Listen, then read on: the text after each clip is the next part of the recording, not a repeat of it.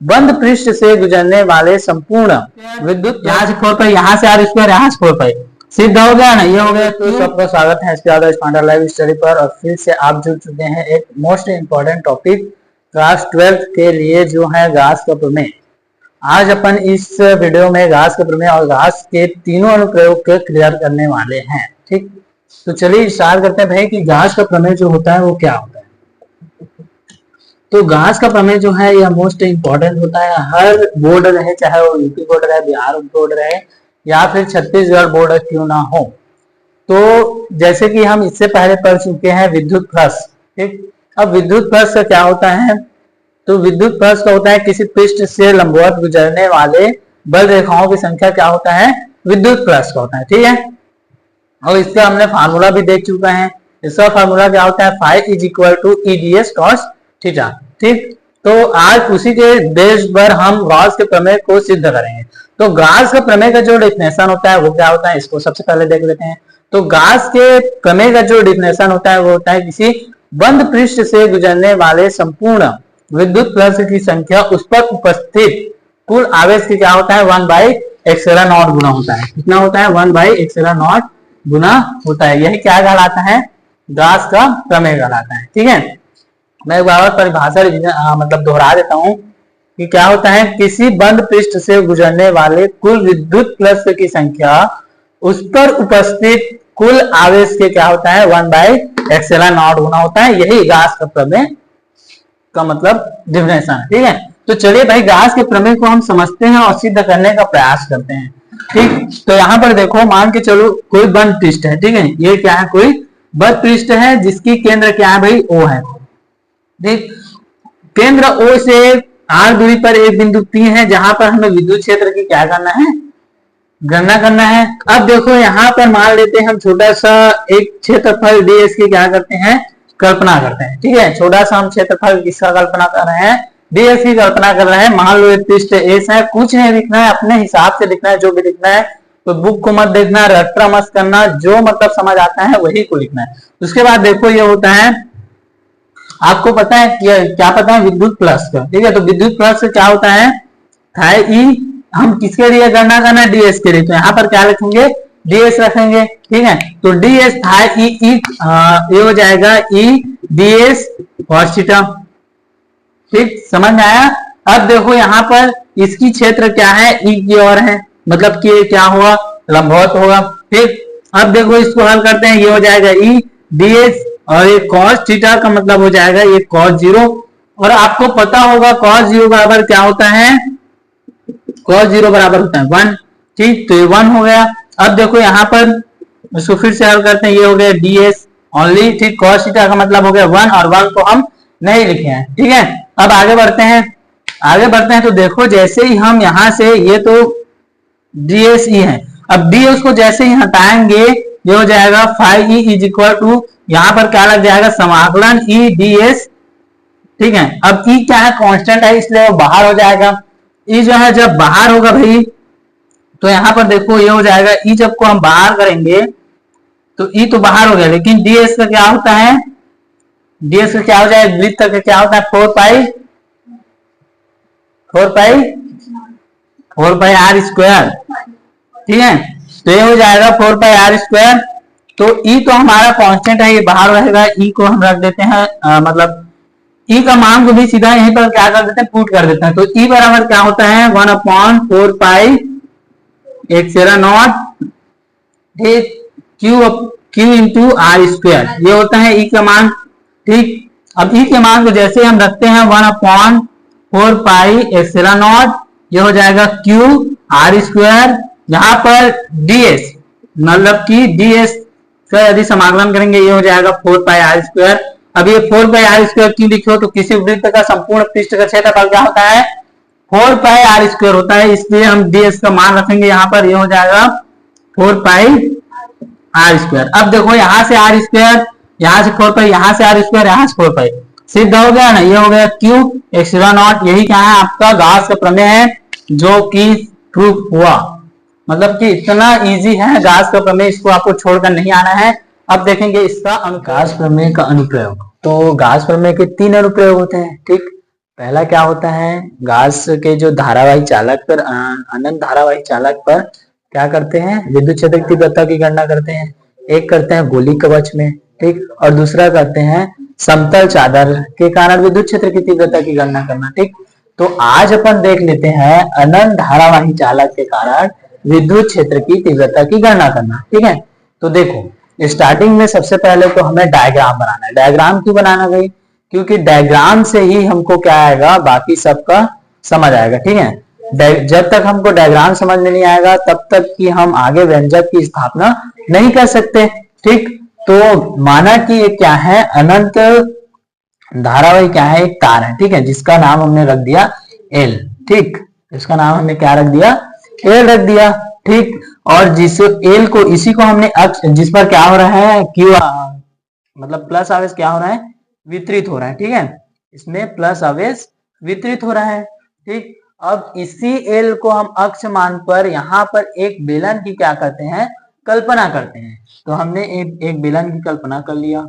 बेलन ऐसी होता है ना, ठीक। ये क्या कर लिया हमने, इसको सीधा बनाना है आपको, ठीक। ये बेलन की हमने क्या कर लिया, कल्पना कर लिया, ठीक। जो कि कितने भागों में विभाजित है, 3 भागों में विभाजित है, S1, S2 और S3, ठीक है। अब देखो यहाँ पर केंद्र O से एक बिंदु P है, जहां पर हमें क्या करना है, विद्युत क्षेत्र की तीव्रता की क्या करना है, गणना करना है। यहीं पर हम क्या करते हैं, ds अल्पांश लंबाई की क्या करते हैं, कल्पना करते हैं, ठीक है। अब देखो S1, S2 और S3 संपूर्ण हमें क्षेत्रफल इसका क्या करना है, निकालना है, ठीक है। तो संपूर्ण क्षेत्रफल निकालना है, इसलिए ये यहाँ पर लिख सकते हैं हम E इज इक्वल टू, इन सब का क्या है, क्षेत्रफल को क्या करना पड़ेगा, हमें जोड़ना पड़ेगा ना। तो ये हो जाएगा, देखो S1 के लिए हम जानते हैं विद्युत फ्लक्स के फॉर्मूला से, तो ये हो जाएगा, आप लिख सकते हो EDS cos थीटा, ठीक, प्लस ये S1 के लिए हो गया, ठीक है। S2 के लिए हम निकालेंगे तो ये हो जाएगा EDS cos थीटा, इसके लिए भी, ठीक, और S3 के लिए भी हो जाएगा EDS cos थीटा, ठीक है। समझ में आया। अब देखो यहाँ पर ये S1 के लिए है, ठीक। अब S1 देखो इसके क्या है, विद्युत क्षेत्र की समांतर है, इसलिए क्या हो जाएगा, वो cos 90 हो जाएगा, ठीक। तो ये हो जाएगा EDS cos 90 हो गया, ठीक है, प्लस, ठीक है। अब देखो ये क्या होगा, ये S2 के लिए है। अब S2 भी क्या है, इसके लिए समांतर है, तो cos क्या हो जाएगा, 90 हो जाएगा, EDS cos 90, ठीक। और फिर देखो ये क्या है, इसकी लंबवत है। अब लंबवत के लिए क्या होता है भाई, 0 होता है, ठीक। तो ये हो जाएगा EDS cos 0, ठीक है। अब देखो ये जो हो जाएगा, cos 90 का मान कितना होता है, 0 होता है।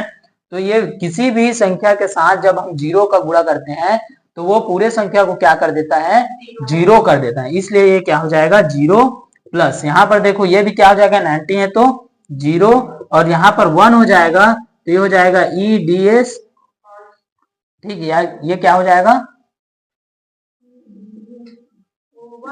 cos का 1 हो जाएगा, तो 1 है, ठीक है। यहाँ पर DS है समझो, ठीक है। अब देखो ये हो जाएगा DS phi E, ठीक। अब इसको दोनों को जोड़ोगे तो 0 ही होगा, और 0 के साथ किसी भी संख्या को हम जब जोड़ते हैं तो उसका मान कितना ही आता है, उतना ही आता है।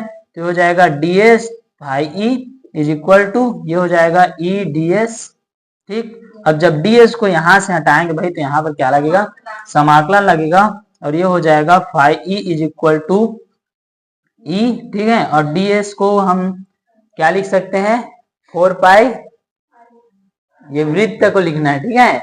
वृत्त का होता है 4 पाई R स्क्वायर, इसमें होगा 2 पाई RL, ठीक है। इसमें क्या होगा, 2 पाई RL, तो ये हो गया ये हो जाएगा 2 पाई RL phi E, ठीक है, इसका। अब देखो भाई हम गाउस का प्रमेय का अनुप्रयोग पढ़ रहे हैं, ठीक है।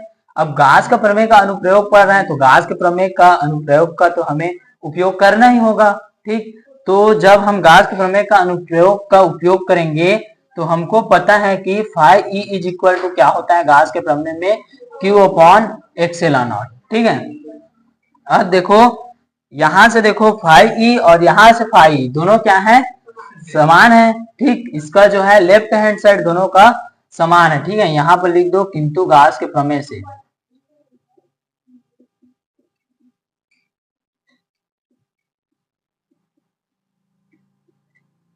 ठीक। अब देख ये हो जाएगा फाई और फाई दोनों क्या है, बराबर है। तो यहाँ पर हम लिख सकते हैं इसके स्थान पर, ठीक है, इसके स्थान फाई के स्थान पर हम इसको लिख सकते हैं, क्योंकि फाई बराबर उतना है। तो ये हो जाएगा ई 2 पाई आर एल, ठीक, is equal to Q upon epsilon not, ठीक है। अब हमें क्या निकालना है, विद्युत क्षेत्र की तीव्रता निकालना है। और विद्युत क्षेत्र की तीव्रता निकालेंगे तो ई को रखेंगे, बाकी सबको उस साइड लेके जाएंगे, ठीक। तो हो जाएगा ई क्यू अपॉन 2 पाई, ये हो जाएगा 2 pi R epsilon naught L, ठीक है। हमने एल को उधर लिख दिया। अब देखो यहाँ पर इसके जो प्रति एकांक लंबाई है वो क्या है, यहाँ पर लेमडा है, ठीक। और इसकी लंबाई क्या है, एल है, ठीक। तो प्रति एकांक आवेश बराबर क्या होता है, प्रति एकांक लंबाई गुणित उसकी मतलब जो पदार्थ इसको क्या बोले, चालक की लंबाई, ठीक है। तो ये हो जाएगा Q अपॉन, ठीक, लेमडा इंटू एल, ठीक है। अब इस Q का मान हम किस पर रखेंगे, Q के स्थान पर। तो हो जाएगा E is equal to lambda into L. अभी हो जाएगा 2 pi R epsilon naught L, L से एल का खत्म, ये हो जाएगा E is equal to lambda 2 pi R epsilon naught. यही क्या है, हमारे अनंत धारावाही चालक के कारण विद्युत क्षेत्र की तीव्रता है। समझ आया, यही अपशिष्ट व्यंजक है।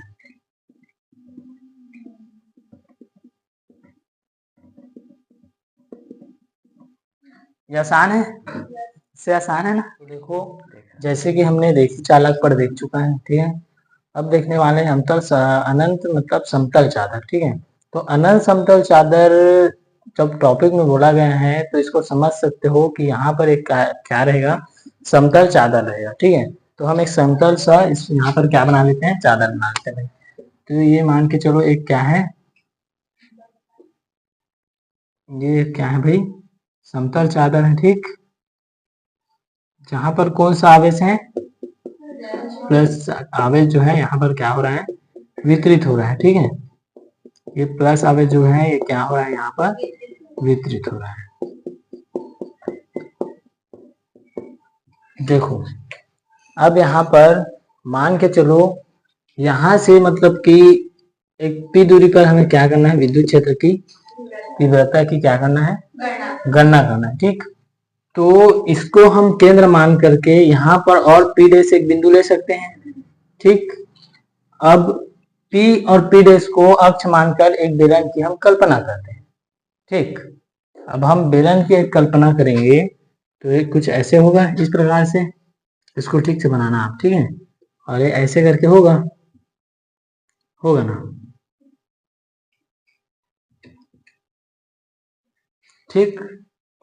जहां पर यहाँ बेलन की जो प्रति एकांक लंबाई है वो क्या होगा, सिग्मा, ठीक है। बेलन की प्रति एकांक लंबाई को हमने क्या माना भाई, सिग्मा मान लिया, ठीक। और बेलन की जो क्षेत्रफल है, तो क्षेत्रफल को किससे डिनोट करते हैं, ए से, ठीक। एरिया तो ये हो गया, इसको हमने मान लिया ए, ठीक। अब देखो यहाँ पर जैसे हम करते थे, हम आवेश बराबर जानते हैं। आवेश बराबर क्या होता है,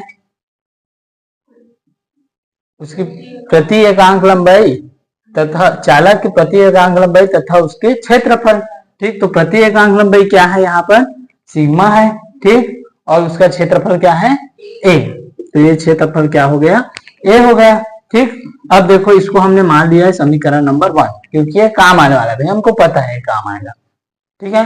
तो अब देखो ये जो है 3 भागों में डिवाइडेड है, विभाजित है 3 भागों में। इसको हमने S1 मान लिया, इसको S2 मान लिया और इसको S3 मान लिया, ठीक है। S1 S2 और S3। और ये क्या करेगा, आपकी गौसी पृष्ठ की तरह कार्य करता है, ठीक। तो पृष्ठ S1 के लिए, ठीक है, पृष्ठ S1 पृष्ठ के लिए, देखो S1 पृष्ठ के लिए, तो S1 पृष्ठ के लिए जब विद्युत क्षेत्र की तीव्रता निकालेंगे,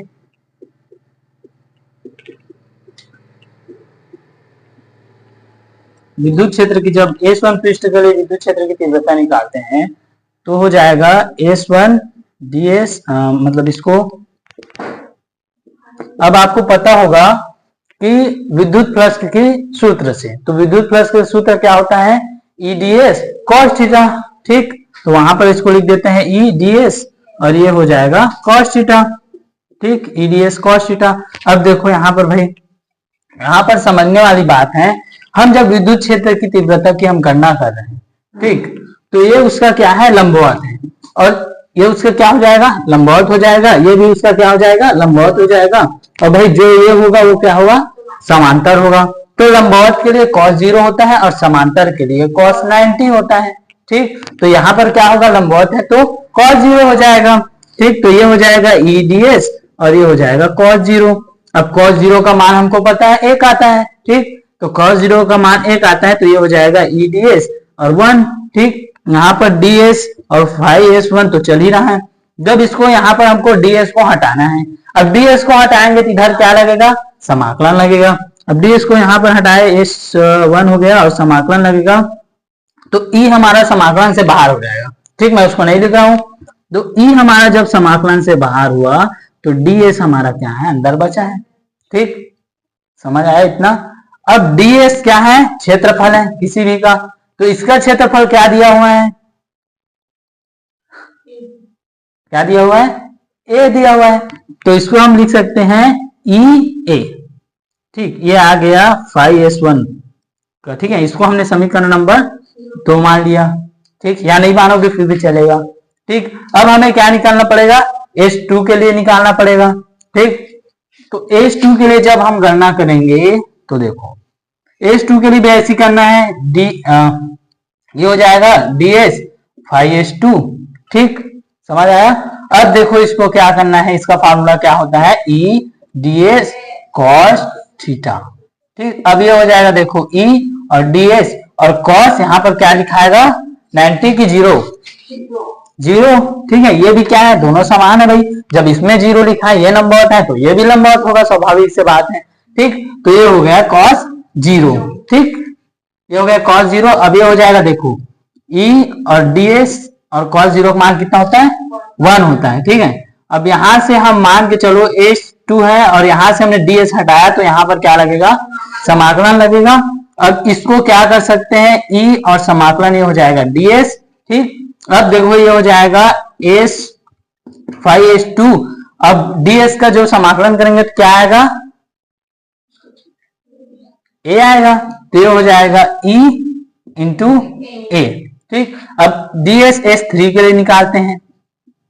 ठीक, आप इसको क्रमशः कुछ भी रख सकते हो, S1 इसको मैं S3 मानूंगा, आप S2 मान सकते हो, इसको S3 मान सकते हो, लेकिन मान सही आना चाहिए भाई। ठीक है, तो ये हो जाएगा आपका S3 का जब निकालेंगे तो EDS और फिर cos थीटा रखेंगे। अब बात यहां पर आता है, देखो ये तो लंबवत है लेकिन ये समांतर है इसका। अब समांतर रहता है तो क्या होता है वहां पर cos ये क्या हो जाएगा 90 और cos 90 मान कितना होता है 0, तो ये संपूर्ण क्या हो जाएगा 0 हो जाएगा। ठीक, अब देखो हमें संपूर्ण मतलब संपूर्ण पृष्ठ के लिए निकालना है, तो संपूर्ण पृष्ठ के लिए हम क्या करेंगे, इसको सिंपल सा जोड़ेंगे तो संपूर्ण निकल जाएगा। तो ये हो जाएगा S1 मतलब कि ds सॉरी ds नहीं phi S1 plus phi S2 plus phi S3। अब ये क्या हो जाएगा S1 का वैल्यू क्या निकला है EA। ठीक, EA प्लस EA प्लस 0, तो ये क्या हो जाएगा 2E।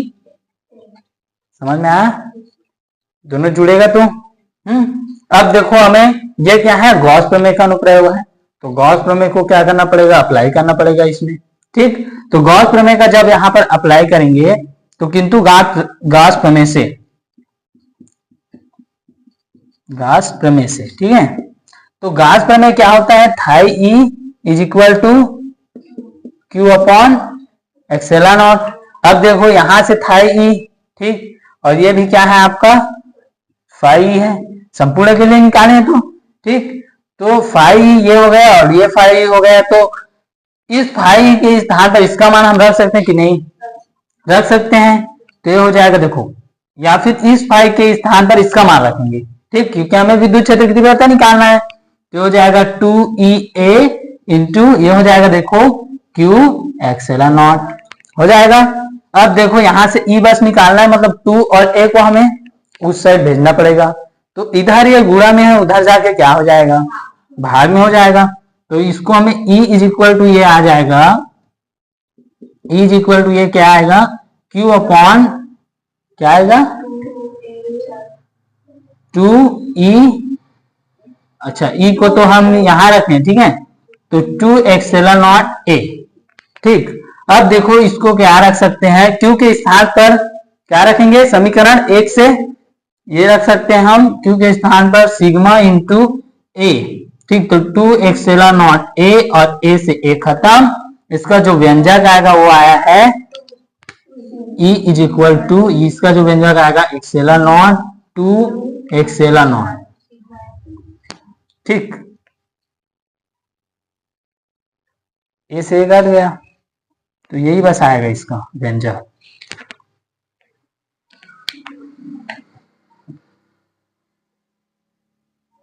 ठीक, यही अपशिष्ट व्यंजक है, ठीक। गोली कवच के कारण विद्युत क्षेत्र की तीव्रता की गणना करना, ठीक। क्वेश्चन कैसे भी घूमे आपको बस ध्यान रखना है गोली कवच और किसको, कि विद्युत क्षेत्र की इसकी क्या करना है, तीव्रता की हमें गणना करना है, ठीक।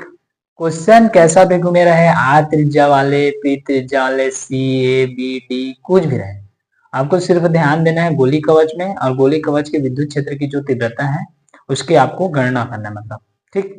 मान के चलो अब इसका जो है स्थिति रहता है 3, इसमें कंडीशन रहते हैं, कौन कौन से कंडीशन रहेंगे। पहला कंडीशन रहता है जब ये क्या हो जाएगा, पहला कंडीशन में जब ये गोले के बाहर हो, ठीक, जब ये पृष्ठ पर हो, मतलब कि सिर्फ गोले पर हो, और तीसरा रहता है गोले के अंदर। इसका कंडीशन आपको मैथमेटिक्स के रूप में ऐसे करके देगा, आर इसके ऐसे टाइप के, ठीक। ये फर्स्ट कंडीशन है आपका, इसका मतलब होता है जब ये क्या हो, पृष्ठ से बाहर हो, पृष्ठ से बाहर हो। आपको मान के चलो ये हिंदी में नहीं दिया हुआ है, ठीक, ऐसे करके दे दिए हैं, तब भी कंफ्यूज नहीं होना है। 3 दिया है मतलब भाई 3 कंडीशन पे आप निकाल दो, जरूरी नहीं है कि सीरियल बाय ही निकालना है। आप लिखो हिंदी में पृष्ठ के बाहर निकाल रहे हो, पृष्ठ के अंदर निकाल रहे हो, पृष्ठ पर निकाल रहे हो, ठीक। दूसरा कंडीशन आपका रहता है R is equal to R, ठीक, मतलब कि ये किस पर है, जब पृष्ठ पर है, यानी सिंपल से इसको लिख सकते हैं पृष्ठ पर, किस पर, पृष्ठ पर, ठीक है। तीसरा कंडीशन आपका रहता है वो कौन सा होगा, ये हो जाएगा गोले के अंदर, यानी कि पृष्ठ के अंदर, ठीक है, ये हो जाएगा पृष्ठ के अंदर। इसको ध्यान रखना, गोली कवच नहीं आ सकता है, ये गोली खोल भी आ सकता है, ठीक है। प्रश्न कैसे भी घुमा सकते हैं, गोली कवच या गोली, जैसे कि हम लोग परीक्षण आवेश पढ़े थे, परीक्षण आवेश को एकांक आवेश भी कहते हैं गुहिका भी कहते हैं उसी को, मतलब 3 तरीके से क्वेश्चन घूम सकता है, वैसे प्रकार से ये भी घूम सकता है, ठीक। तो मान के चलो इसका जब हम व्यंजक निकालेंगे, तो व्यंजक निकालने से पहले सबसे पहले हमें क्या बनाना पड़ेगा, इसका चित्र, ठीक, यानी कि डायग्राम, क्योंकि बिना डायग्राम बनाए हम नहीं समझ सकते, ठीक। तो मान लो यहां पर एक क्या है, एस पृष्ठ है, ठीक, जिसके केंद्र बिंदु क्या है, ओ है, ठीक, जिसकी मतलब आर दूरी पर एक बिंदु है, क्या है भाई, पी, ठीक। अब ये क्या हो गया, आर दूरी पर क्या है, एक बिंदु पी है, जो कहाँ है देखो, पृष्ठ से कहाँ है, बाहर में है, इसको ध्यान रखना है, ये पृष्ठ से कहाँ है, बाहर में, और ये कौन सा पृष्ठ है, एस पृष्ठ है, ठीक। और मान के चलो यहां से हम एक डीएस की क्या करते हैं, कल्पना करते हैं, ठीक। अब देखो डीएस जैसे ही हम कल्पना करते हैं क्या हो गया, कोई बात नहीं, चलो इधर देखो, ठीक। ये जैसे मान के चलो हम डीएस की कल्पना करेंगे, तो आपको पता होगा कि क्या होता है, ds phi e is equal to, ds phi e is equal to होता है e ds cos थीटा, ठीक है, ये होता है। अब देखो ds की दिशा और इसकी जो है विद्युत क्षेत्र की दिशा, दोनों क्या है, एक दूसरे के क्या है? हाँ ठीक, ऊर्ध्वाधर यानी कि लंबवत है, ठीक है, समांतर नहीं भैया, ठीक। तो इसको क्या हो जाएगा, ये तो कॉस मतलब कॉस जीरो हो जाएगा। और कॉस जीरो का वैल्यू क्या होता है? 1 होता है। कॉस जीरो का वैल्यू 1 हो गया, तो ये हो गया ई डी एस कॉस जीरो, इसको लिख देते हैं एक बार, ठीक। कॉस जीरो यानी कि 1, तो हो गया ई डी एस, यहां से देखो 5e, अब जैसे ds को हटाएंगे यहां पर क्या लगेगा? समाकलन लगेगा, लगेगा ना। अब इसको देखो e जो है वो बाहर हो जाएगा, अब ds पर समाकलन लगेगा। अब देखो e को तो ऐसे ही रहने दो अभी, ठीक है। ds का क्या होता है? यहाँ पर वृत्त है, अब वृत्त का क्या होता है?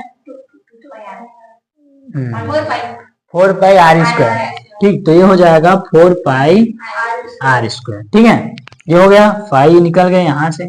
अब देखो हमें गॉस का प्रमेय लेना है, किंतु गॉस के प्रमेय से, अब गॉस का प्रमेय लो, गॉस प्रमेय से,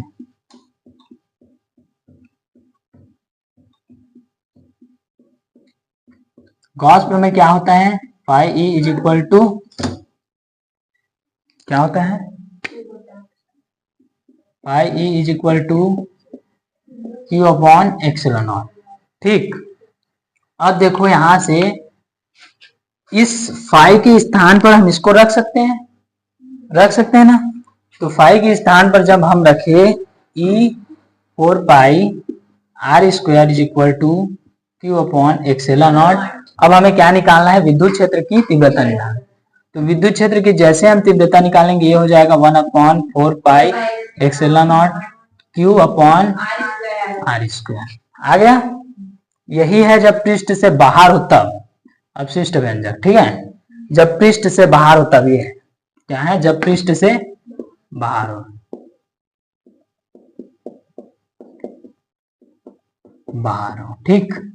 अब देखो अब किसके लिए निकालना है हमें? ये फर्स्ट कंडीशन के लिए था, ठीक, ये फर्स्ट कंडीशन के लिए था। सेकेंड कंडीशन पे निकालते हैं हम पृष्ठ पर। तो सेकेंड कंडीशन पर देखो r is equal to R, मतलब कि इसको हम समीकरण नंबर 1 मान लेते हैं, ठीक। अब समीकरण 1 से, किससे?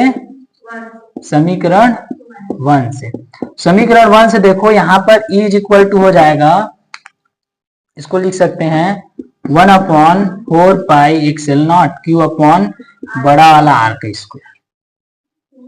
क्यों? देखो यहाँ पर आर बराबर हम आर रख सकते हैं ना, इसके कंडीशन के हिसाब से हमने रख दिया। यही अपशिष्ट व्यंजक है जब किस पर हो? जब पृष्ठ पर हो, जब किस पर हो? पृष्ठ पर हो। तो ये है, ठीक, समझ आया। अब हमें किस पर निकालना है? तीसरा कंडीशन क्या है? पृष्ठ के अंदर, ठीक है। तो यहां पर देखो पृष्ठ के अंदर निकालेंगे तो हम जानते हैं कि पृष्ठ के अंदर जो आवेश होता है वो क्या होता है? 0 होता है ना। इसको देखो, इसको हम समीकरण 2 मान लेते हैं और समीकरण नंबर 1 हम इसको मान लेते हैं, क्योंकि हमारा ये क्या है अभी काम आने वाला है, ठीक है। और इसको हम समीकरण 2 से लिख लेते हैं, ठीक। अब समीकरण 1 से देखो, यहां पर समीकरण 1 से आपको पता है कि आवेश बराबर क्या होता है? पृष्ठ के अंदर में 0 होता है। पहले हमने यहां पर निकाला तो क्या मिल गया हमको? ये, ठीक है, जब पृष्ठ से बाहर में। उसके बाद हमने पृष्ठ पर एक बार निकाला तो हमें क्या मिल गया? ये मिल गया, ठीक। उसके बाद आप पृष्ठ के अंदर निकाला है तो आवेश क्या होगा? यहां से 0 हो जाएगा। तो ये हो जाएगा आपका ई 4 पाई एक्सेला नॉट 0 अपॉन, कैसे लिखे? आवेश क्या है? 0 होगा पृष्ठ के अंदर। अब आपको पता होगा कि कोई भी संख्या के जब ऊपर में 0 होता है तो पूरा क्या हो जाता है? 0 से भाग करोगे तो 0 हो जाएगा, 0 हो जाएगा। ये हो जाएगा ई 4 पाई एक्सेला नॉट 0, ठीक। अब देखो हमें ई निकालना है यानी विद्युत क्षेत्र की, तो हमको इसको इस साइड लेके जाना होगा। अब ये हो जाएगा 0 गुणित 4 पाई एक्सेला नॉट। अब किसी भी संख्या का 0 के साथ गुणा करते हो तो क्या आता है? 0 आता है। तो ई इज इक्वल टू 0। ये किस पर है? जब पृष्ठ के अंदर हो, ठीक, जब पृष्ठ के अंदर हो,